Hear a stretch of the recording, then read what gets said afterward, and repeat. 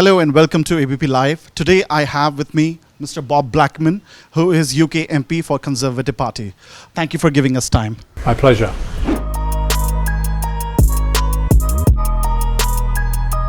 So BBC has been accused of financial irregularities and has been called repeat offender by the IT.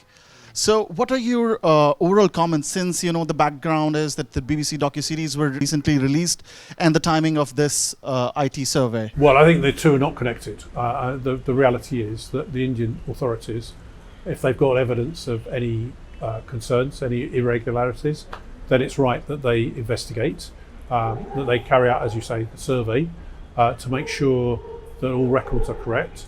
And then if they're not correct, then they will obviously take appropriate action.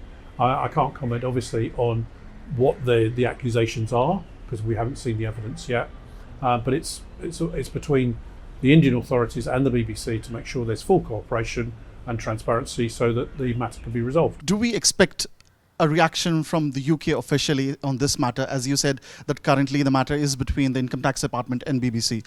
No, because the reality is the BBC is an independent organisation. It's not run by the government of the United Kingdom. In fact, it's very critical of the government of the United Kingdom.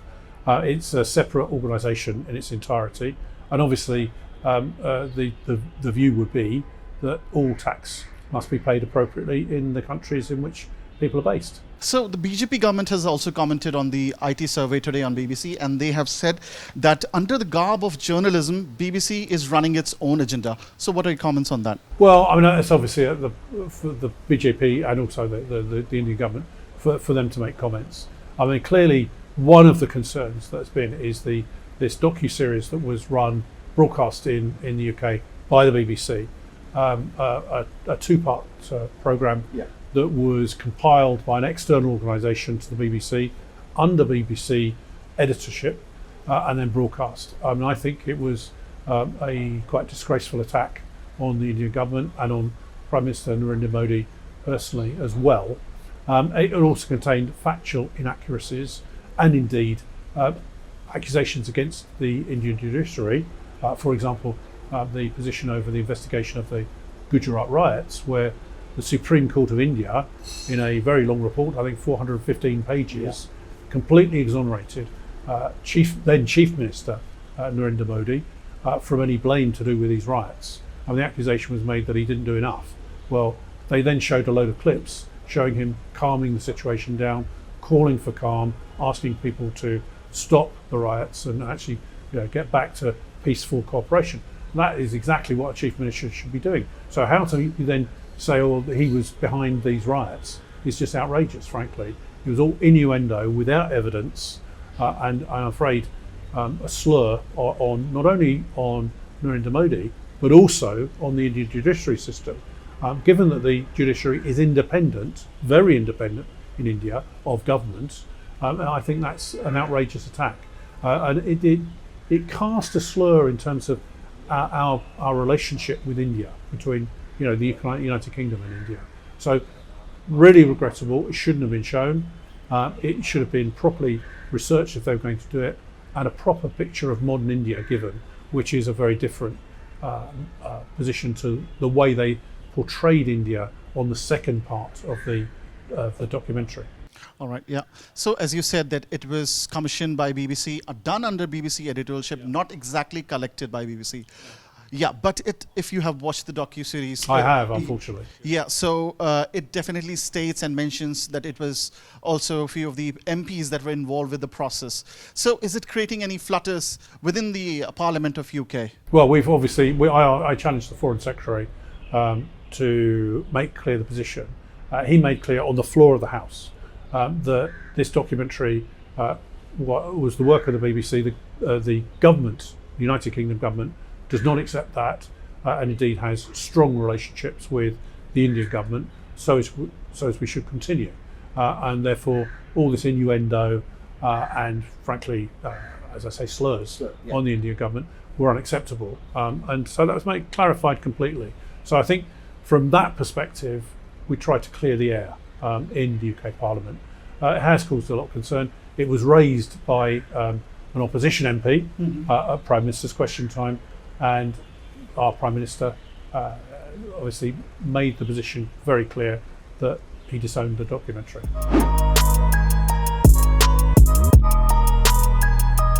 Seventh round of talks between free trade agreement between India and the UK were recently held in Jan, and looks like that it's going to be a while, as Boris Johnson has promised that we would be getting a Diwali gift with India and UK's relationship. So how do you think, and what pace are we moving with new leadership and new Prime Minister in place? Well, clearly we've changed the Prime Minister in the UK, three Prime Ministers last year. That's true. So that of course has caused disruption. We've had whole new sets of ministers in each administration, which has then also not helped. So from that perspective, there have been different priorities for different Prime Ministers. Now that Rishi Sunak is now the first Hindu Prime Minister we've had in the United Kingdom, he clearly has strong links with India and wants to do the trade deal as fast as possible. But it's got to be a mutually beneficial trade deal. I mean, it's got to be good things for India and good things for the United Kingdom. And I think we are at the point whereby those negotiations, as you say, 7 rounds of talks, we've made progress. There's still progress to be made. And one of the things that I'm keen to hear while I'm in India is if there are any sticking points, what they are. I believe the question that comes to mind is the free visa movement. A lot of Indians, India has a very historic relation with the UK when it comes to students going there or jobs. So that definitely has been one of the questions because... Well, let's be clear on that. There is no cap whatsoever on the number of Indians that can come as students to the United Kingdom. What is important is they come as students to study. We had a problem going back under the previous administration when we had the opposition party in government, where literally people were coming from India, they weren't studying, they were literally getting their papers stamped, and then they go off to work in one of the local institutions, well, either a local curry house or somewhere else, a local factory. Yeah. That was unacceptable and was stopped. But there's no cap on the number of young people from India that can come and study properly in our great universities and other institutions. And indeed, through the British Council, we've negotiated an enhanced agreement for 3,000 Indians to come and study in the UK, and at the same time 3,000 British students to come and study in India. So that shows the way we're looking. In terms of visas, clearly we want the brightest and best people to come to the United Kingdom. We'd like them to come and work in the UK, maybe come for a period of time, and then maybe come back after 2 or 3 years with a good relationship with the United Kingdom, but then use what they've learned to help grow India. I mean, that's got to be a mutually beneficial thing. So what we need to do is make sure that we're getting those visas in the right sort of setup, so it's beneficial to India as well as the United Kingdom. What you don't want to do is have a complete brain drain of all the brightest and the best coming to the United Kingdom and then maybe not returning. So it'd be great for the United Kingdom, but maybe not so good for India. Yeah, but so giving that, like a lot of students look at some certain scholarship like Chevening Scholarship. It's one of the best ones that are out there.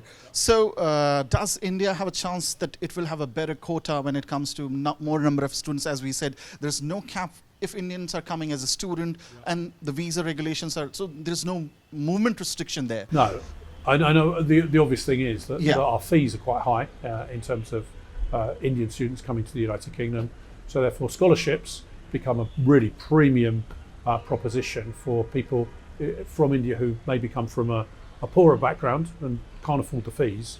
So that's very important that we enable those people to be able to come to the United Kingdom as well to study and give them the life chances they deserve. So that's important for us as well. And a lot of reviews are going on in our institutions of how to enable that to happen. So yeah, I'm sure that's part of the trade discussions as well. All right. But on the other hand, what we also need to see from India is movement on what we call financial services, legal services, opening up the market so British firms can come here and invest and actually help the Indian economy grow, but also enable us to get trade on that basis. Rishi Sunak, when he became the Prime Minister, he said during one of his speeches that relation with China, the golden age relation with China is now over. And clearly on record, he said that China has over the period of time been tallying with India and US. So how does that play a relationship factor? Like, of course, India's UK relation in trade is going up. Bilateral forums, G20, India is the current president. So how is UK trying to show this? Of course, he has said it on record. So how it will reflect in other forums? Well, very importantly, I mean, I've been one of those that have been calling for Chinese investment in our technology industries, telecommunications and data communications, to reduce down the reliance on China. Huawei were involved in many aspects of our basic networks, and that's a security risk to the United Kingdom. We want them moved out of that. You can't do it immediately because so much of the networks are already dependent, but you can, in due time, replace their technology.